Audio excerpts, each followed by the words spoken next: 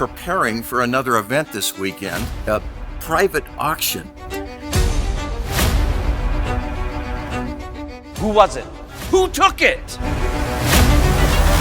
How do we know anything was even taken?